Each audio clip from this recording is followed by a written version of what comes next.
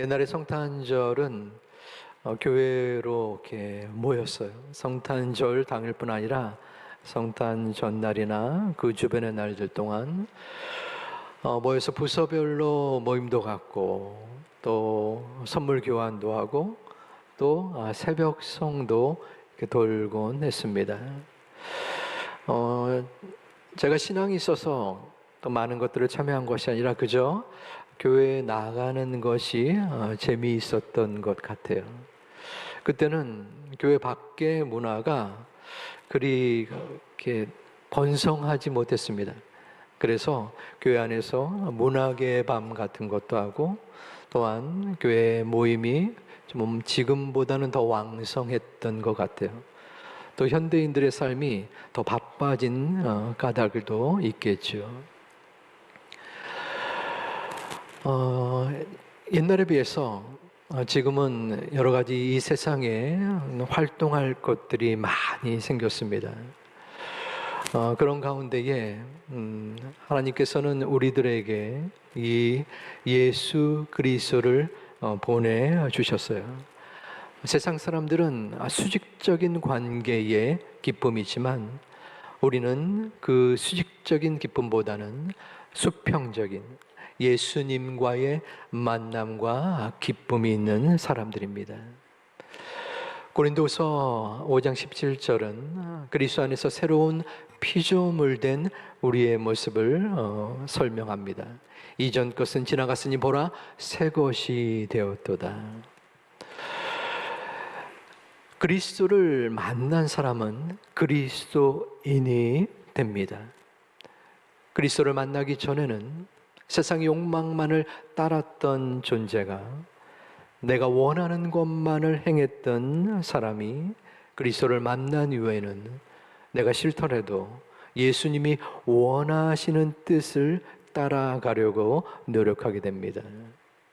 오늘 말씀을 통해서 성탄의 주님이 어떻게 이 땅에 오셨는지 또한 그 주님의 모습을 어떻게 우리가 따라가야 하는지에 대한 은혜를 나누어 보고자 합니다. 우리 인간의 가장 근본적인 문제는 하나님과 인간 사이의 단절의 문제입니다. 하나님과 우리 인간은 처음부터 단절이 되었는가? 그건 아닙니다. 처음 하나님은 이 세상을 만드셨어요. 그리고 모든 생물들, 인간들을 만드시고 보시기에 심히 좋았더라라고 말씀을 하셨습니다. 여기서 심히 좋았다라는 토부의 히브리어는 그저 괜찮았다라는 수준이 아니라 완전하여 기쁨이 충만한 상태를 의미합니다. 이처럼 기쁜 마음과 생각 속에 그 정도가 어땠을까요? 얼마나 하나님이 기뻐했을까요? 우리가 사람이 이 땅에서 제일 경험할 수 있는 가장 순수하고 강력한 사랑의 시간 그리고 보람의 시간은 아무래도 산고를 겪은 어머니가 갓 태어난 아기를 보는 순간인 듯 싶습니다. 이처럼 하나님 또한 거대한 역사의 창조를 이루신 후에 대면했던 그 생물체들과 사람들을 바라보면서 말할 수 없는 보람과 기쁨을 표했던 것이었겠죠. 그런데 사건이 생겼습니다. 엄청난 사건이었습니다. 인간이 하나님을 배신한 것입니다. 하나님께서 내려주신 최초의 명령, 너희는 에덴 동산 중앙에 있는 실과는 먹지 말아라 라고 하셨는데 그 실과를 먹은 것이에요. 죄를 범한 것입니다. 그때부터 하나님과 인간 사이의 관계의 끈이 끊어졌습니다. 인간은 하나님으로부터 분리되어진 것입니다. 인간의 죄로 인하여 그 관계가 단절된 모습을 바라보며 하나님은 얼마나 마음이 아프셨을까요? 창세기 6장 6절에서는 그 아픔의 모습이 나타납니다. 땅 위에 사람 지으셨음을 한탄하사 마음에 근심하시고, 여기서 한탄한다는 히브리어는 나합이라고 하는데 그저 마음에 후회한다 이러한 정도가 아닙니다. 숨을 가쁘게 몰아쉴 정도의 깊은 슬픔이라는 뜻이 있습니다. 과연 어떠한 슬픔이겠습니까? 하나님의 깊은 슬픔을 우리가 감히 가늠할 수 없겠죠. 그럼에도 불구하고 한번 생각해 본다면 마치 사랑하는 자녀가 부모의 말씀을 어기고 스스로 파멸의 길로 걸어가는 것을 바라보는 참담하고 뼈아픈 고통의 마음이지 않겠나, 그런 생각을 해보게 됩니다. 이 단절된 관계의 아픔이 얼마나 컸는지는 그 해결책을 보면 알 수 있습니다. 하나님과의 관계의 끈을 회복하기 위한 하나님의 방법은 하나님 자신, 바로 예수 그리스도였습니다. 부모가 그 마음이 아플 때는 언제일까요? 저도 자녀를 키워봤지만 그 자녀가 아픈 것을 바라볼 때였던 것 같습니다. 자녀가 고통 속에서 눈물 지으며 아파할 때 차라리 내가 아팠으면 좋겠다 하는 어머니의 마음, 그 마음이 실제로 실현된 것이 성탄입니다. 인간의 죄로 말미암아 아파하는, 고통당하는 인간 세상에 하나님이 직접 뛰어드셨습니다. 그러므로 성탄은 산타 할아버지가 착한 일을 한 어린 아이에게 선물을 주는 날이 아닙니다. 성탄은 하나님과 관계가 깨어진 인간들을 바라보면서, 그럼에도 불구하고 그 사람들을 되찾기 위한 하나님의 처절하고 아픈 사랑의 날인 것입니다. 그러기에 주님은 우리를 만나 주셨습니다.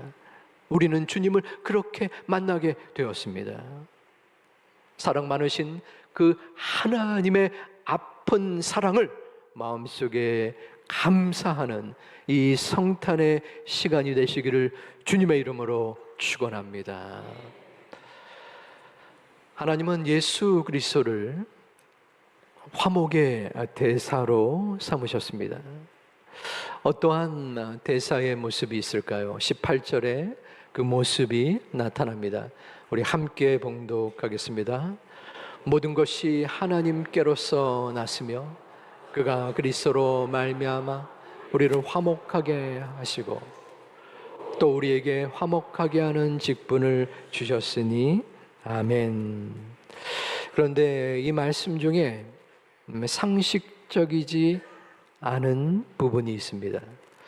어떠한 부분일까요? 모든 것이 하나님께로서 났으며, 하나님이 이 화목, 화해의 우선적인 출발점이 되셨다라는 것입니다. 우리가 이 땅을 살아가면서 많은 다툼을 경험합니다. 아이들은 싸우기도 하고, 또한 어른들은 큰 다툼 속에 고소와 고발이 이루어지기도 합니다. 교통사고 같은 경우 양측의 사람에게 아주 정확하게 그 피해의 규모를 명시받기도 합니다. 예를 들어 100대 빵, 그러면 완전히 한쪽이 잘못한 것이죠. 50대 50, 양측 모두의 과실이 있습니다. 그런데 100대 빵의 상황에서 그 피해를 입은 자가 몸에 큰 어려움을 겪거나 또는 죽음을 당했을 때 그 교통사고를 일으킨 가해자는 크나큰 형벌을 받게 될 가능성이 있습니다. 이때에 그 가해자의 사과와 보상이 중요합니다. 피해자에게 얼마나 보상을 했는지, 그리고 그 피해자는 그 보상을 받아들였는지 안 받아들였는지에 따라서 그 형벌의 정도가 달라진다는 것입니다. 중요한 것은 피해자는 가해자를 향해서 나아갈 필요가 절대로 없다는 것입니다. 자, 그러면 다시 말씀으로 돌아와서 하나님과 인간 사이의 관계가 있고 그 관계가 끊어졌습니다. 그 끊어진 그 잘못의 원인 제공자는 100% 인간입니다. 하나님은 전혀 잘못을 한 것이 아니라 도리어 그 잘못으로 인해서 피해를 입은 존재예요. 그런데 그 인간은 가만히 있고 자신이 어떠한 잘못을 했는지도 모를 정도로 죄악 속에 머물러 있는데 하나님이 화해하자라고 하면서 먼저 손을 내민 것입니다. 그런 하나님의 마음, 하나님의 또한 심정은 바로 예수님을 화목의 대사로 베풀어 주셨습니다. 대사는 누구입니까? 대사는 자신의 생각을 파송 국가에게 전달하는 자가 아닙니다. 대사는 대통령이나 왕의 생각을 국가에 전하고 그 양 국가 간의 관계를 개선케 하는 중요한 역할을 맡은 이입니다. 그러기에 예수님은 화목의 대사로서 하나님의 명령을 준행하는 자입니다. 하나님의 명령은 바로 이 땅에서 나와 어긋난, 나와 관계가 끊어진 저들과 화해할 것을 말씀하고 있습니다.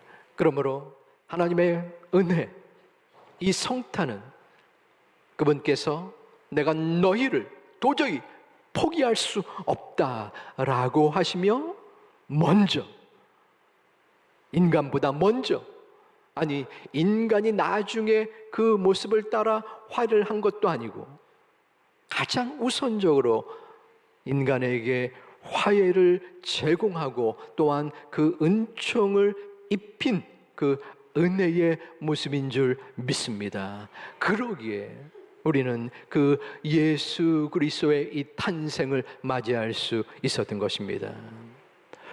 두 번째에 화목의 대사의 모습은 죄를 돌리지 않고 생명을 돌리신 모습입니다. 19절에 그 예수 그리스도의 또한 모습이 나타나는데요. 함께 봉독하겠습니다. 곧 하나님께서 그리스도 안에 계시사 세상을 자기와 화목하게 하시며 그들의 죄를 그들에게 돌리지 아니하시고 아멘. 인간은 하나님 앞에 엄청난 잘못을 저질렀습니다. 불순종하여 죄를 범하였죠. 그 인간의 불순종을 경험했을 때 하나님은 얼마나 가슴이 아프고 원통해 했을까요? 굉장히 원통했을 것 같아요. 왜냐하면 하나님은 놀라운 계획을 가지고 계셨기 때문이에요. 에덴 동산에서 인간들을 향하여 모든 동식물들을 관리하고 다스려라. 내가 너희와 화목하게 지내고 싶다라고 생각하고 계셨어요. 그런데 그 모든 계획을 일순간에 인간이 망가뜨려 놓은 것이에요. 하나님은 그 인간들을 바라보며 노동을 해야만 먹고 살 수 있는 형벌, 그리고 죽음을 맞이해야 되는 형벌을 내리셨습니다. 자, 그런데 그것으로 끝나지 않습니다. 자, 여러분들이 만약에 하나님이라면 온 우주를 천신만고 가운데 기쁨으로 만들고 흐뭇해 하시며, 야, 참 좋다. 내가 앞으로 이 생물들과 인간들과 참 사이좋게 지내고 싶다 하는데 일순간에 그 모든 과정이 어그러지는 모습이 된 것이에요. 누구 때문에? 인간 때문에. 그러면 그 인간으로 인하여 모든 인류가 죄인이 되었던 그 순간에 다시 한번 그 모든 죄악을 물리치고 또한 책망하고 그 책임을 물어야 함에도 불구하고 예수 그리스도를 이 땅에 보내신 것입니다. 죄를 돌리지 아니하시고 생명으로 돌린 생명을 주셨기에 우리가 다시 한번 하나님과 인간의 회복이 이루어진 것입니다. 그냥 수많은 생명 가운데 옛다 여기 있다 라고 던진 생명이 아닙니다. 그 아들 예수 그리스도를 희생시켜 주신 생명인 것입니다. 그 희생 덕분에 우리는 죄인의 신분에서 죽을 수밖에 없는 어려움의 신분에서 생명의 신분으로 하나님의 자녀의 신분으로 바뀔 수 있었던 것입니다. 먼저의 은혜였어요. 인간은 아무런 생각도 없었고 인간은 화해할 용기조차 없었던 그때에 먼저 주님은 우리에게 찾아오셨습니다. 죄를 묻지 아니하시고 생명을 주신 그 사랑 덕분에 우리는 하나님의 소중한 영원한 생명을 누릴 수 있었던 것입니다. 그것이 바로 성탄의 은혜입니다. 화목의 대사로 오신 하나님 아버지의 인도함입니다. 그러므로 이 성탄의 의미와 화목의 대사로 오신 그 주님께 감사하는, 기뻐하는 여러분 되시기를 다시 한번 주님의 이름으로 축원합니다. 화목의 대사로 이끌림 받은 예수님은 우리에게 놀라운 말씀을 주십니다. 20절에 우리가 이 화목의 대사가 되기를 원하십니다. 우리 함께 봉독합니다. 그러므로 우리가 그리스도를 대신하여 사신이 되어 하나님이 우리를 통하여 너희를 권면하시는 것 같이 그리스도를 대신하여 간청하노니 너희는 하나님과 화목하라. 아멘. 여기서 사신이 되어, 사신은 바로 사도를 뜻합니다. 하나님의 이끄심 속에 예수님이 화목의 사도가 된 것처럼 우리가 예수님을 대신하여 화목의 사도가 되어야 한다는 것입니다. 이 말씀에서는 그리스도를 대신하여 라는 말이 두 번이나 반복되어 강조를 하고 있습니다.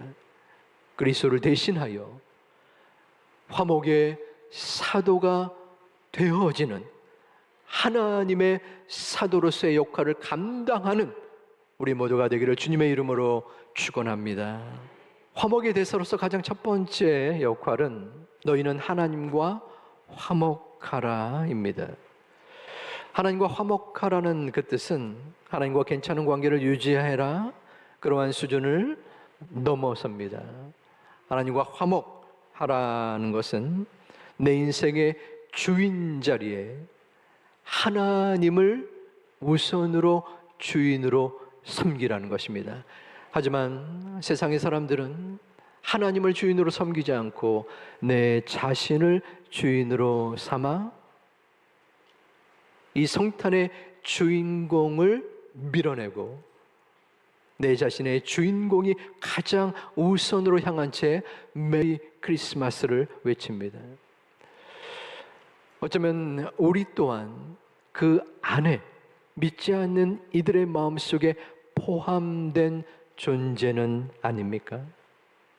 우리가 교회 안에 있다고 해서 예배를 드린다고 해서 하나님과 화목의 관계를 보증받는 것은 아닙니다. 하나님과 화목하다는 것은 우리의 고집과 교만을 버리는 것입니다. 하나님과 화목하다는 부족하다는 것은 하나님의 충만한 은혜로 하나님을 주인으로 삼는 모습인 것입니다.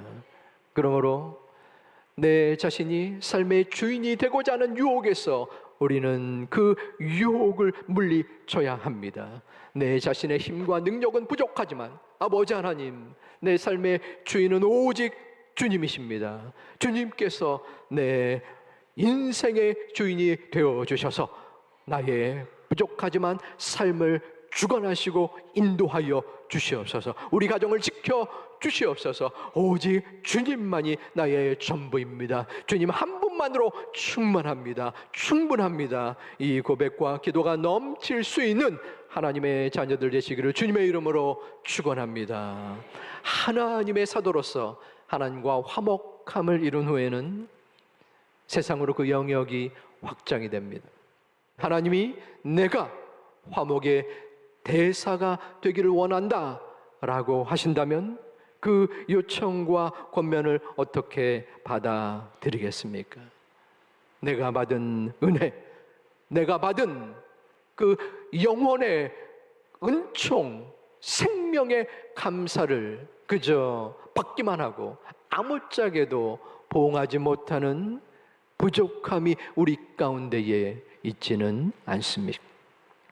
백석대학교 손철호 교수님이 쓴 글이 보였습니다. 그분은 이것을 강조했어요.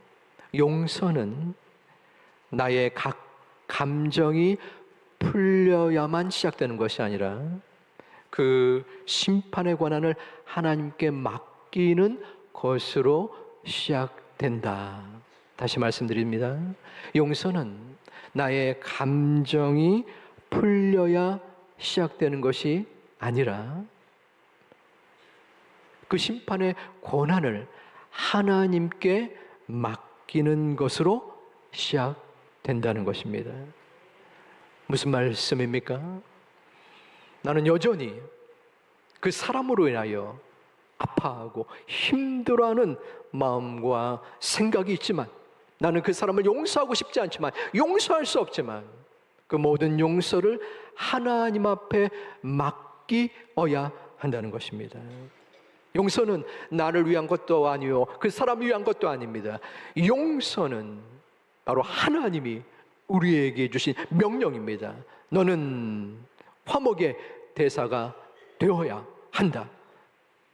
화목의 대사가 됨으로써 너를 꺼리는 사람, 너의 관계를 맺지 못하는 사람, 너의 모든 상황 속에서 용서하지 못하는 사람을 마음속에 품어라. 하지만 너의 힘과 능력이 아니라, 너의 결심과 마음이 아니라 오직 하나님께 맡기는 믿음으로 나아가야 한다. 그 마음을 저에게 주셨어요.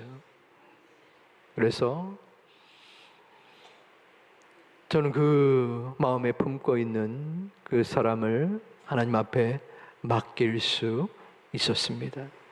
그러고 나니 전에 어떠한 순간보다 그 사람과 관련된 마음의 평안함을 하나님이 주셨음을 감사드립니다.